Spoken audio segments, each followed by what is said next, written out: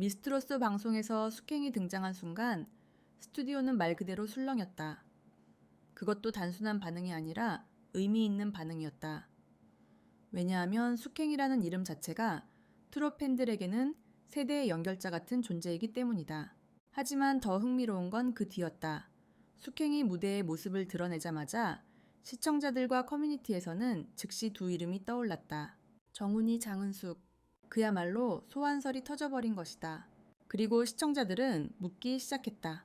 제작진 진짜 뭐 노리는 거냐? 1. 왜 하필 숙행이었을까? 숙행은 단순히 트롯 가수로만 소비되는 인물이 아니다. 그녀는 독특한 지점을 가진다. 정통 트롯 계보를 이어오면서도 70, 80년대 감성의 발라드와 샹송을 소화하고 무대 매너와 감정선을 정확히 알고 있는 가수.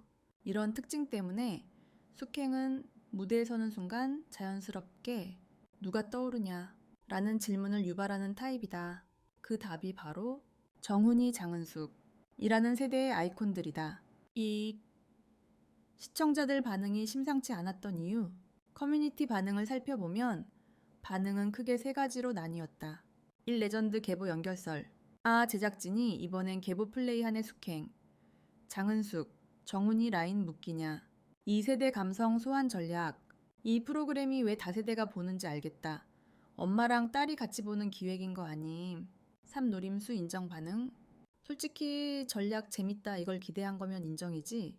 여기서 중요한 지점은 이 반응들이 비난이나 불만이 아니라 해석이었다는 점이다. 즉, 시청자들이 제작진의 의도를 눈치채고 있고 그 의도를 읽을 수 있을 정도로 이미 트롯 시장이 성숙해졌다는 것이다. 3. 제작진의 전략 세대 교차 설계. 미스트롯 시리즈가 오래 살아남을 수 있었던 이유 중 하나는 단순히 가창력 중심 오디션이 아니라는 점이다. 이 프로그램은 늘 세대 교차 설계를 해왔다. 예를 들어 참가자는 10대부터 60대까지, 소비층은 20대부터 70대까지, 노래는 70년대부터 최신곡까지. 여기에 제작진이 추가한 카드가 바로 인물의 계보 소환, 즉 누가 떠오르는가 이 질문은 무대의 연상 가치를 높이는 장치다. 숙행이 무대에 서자 정훈이와 장은숙이 떠오르는 이유는 명확하다. 정훈이, 깊이와 감성 시선 처리. 장은숙, 여성적 절제와 감정의 곡선. 숙행, 그 중간을 잇는 다리. 이 연결이 완성되면 팬덤은 세대별로 하나로 묶인다. 4. 제작진의 숨겨진 의도에 대한 해석. 이번 사건이 흥미로운 이유는 시청자들이 제작진의 의도를 즉시 간파했다는 것이다. 팬들은 말했다. 이건 그냥 섭외가 아니라 메시지다. 그 메시지는 크게 두 가지다. 1. 트롯은 세대 단절이 아니라 세대 연결이다. 한국 트롯의 전통 계보를 다시 정리한다. 이건 K트롯을 해외로 확장하려는 흐름과도 맞아떨어진다. 왜냐하면 해외는 계보를 좋아한다. 그래야 정체성을 파악하기 쉽기 때문이다. 5. 시청자들이 놀란 진짜 포인트. 방송에서 숙행이 서기만 했을 뿐인데 정훈이와 장은숙이 머릿속에 떠올랐다는 사실 자체가 중요하다. 왜냐하면 제작진은 이름을 언급하지 않았고 장면도 편집으로 연결하지 않았고 자막도 사용하지 않았고 인터뷰에서 이야기한 것도 아니었기 때문, 즉 강요하지 않고도 유도에 성공한 셈이다. 시청자들이 놀란 이유는 바로 여기에 있다. 이 정도면 제작진이 진짜 똑똑한 거 아니냐 라는 반응까지 나왔다. 경쟁이 아니라 서사를 만든 섭외. 많은 오디션 프로그램은 경쟁 중심으로 설계된다. 하지만 미스트롯4는 이번 시즌에서 경쟁보다 서사 중심 구조를 강화하고 있다. 서사가 생기면 이 프로그램은 단순한 오디션이 아니라 음악 다큐 플러스 경쟁, 서바이벌 플러스 문화 기획이 된다. 그리고 숙행이라는 이름은 그 서사의 연결고리였다. 숙행의 등장은 단순히 한 가수의 섭외가 아니라 프로그램 전체의 방향성을 드러낸 사건이었다. 그리고 그 중심에는 두 이름이 있었다. 정훈이, 장은숙. 시청자들은 의문을 던졌다. 왜 하필 이 둘이 떠오르는가? 1. 정훈이와 장은숙이 소환된 이유. 정답은 간단하지만 깊다. 두 사람은 한국에서 여성 보컬 감성의 두 축을 나눠 가진 인물이다. 정훈이, 감성의 깊이, 절제 시선의 여백 장은숙, 청춘의 우아함, 감성의 곡선, 발음의 서정성, 그리고 숙행은 이 두 감성을 현대적으로 통합한 케이스다. 숙행의 무대는 정훈이의 감정, 밀도와 장은숙의 음선 인센을 트롯이라는 장르에 녹여낸 형태다. 그래서 숙행이 등장하는 순간 작품적인 연상이 자연스럽게 발생한 것이다. 자, 숙행의 계보적 위치. 트롯 시장에서 숙행의 위치는 굉장히 독특하다.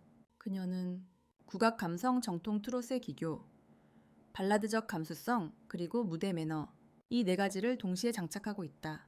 즉, 감성 플러스 기술 플러스 서사, 이 결합된 가수다. 이런 가수는 시장에 많지 않다. 오히려 옛세대 레전드들과 가까운 시스템이다. 그래서 숙행을 보고 팬들은 말했다. 아, 저 감성은 어디로부터 온 건가? 그리고 자연스럽게 계보가 소환된 것이다. 3팬덤이 읽어낸 제작진의 속내. 방송 직후 팬카페 커뮤니티 SNS에는 이런 분석들이 올라왔다. 작정하고 감성 라인 구축하는 거네. 이번 시즌은 레전드 계보 연결이 포인트다. 세대 앵커 역할을 숙행이 맡았다. 이건 단순 무대가 아니라 기획이다. 이 말은 중요하다.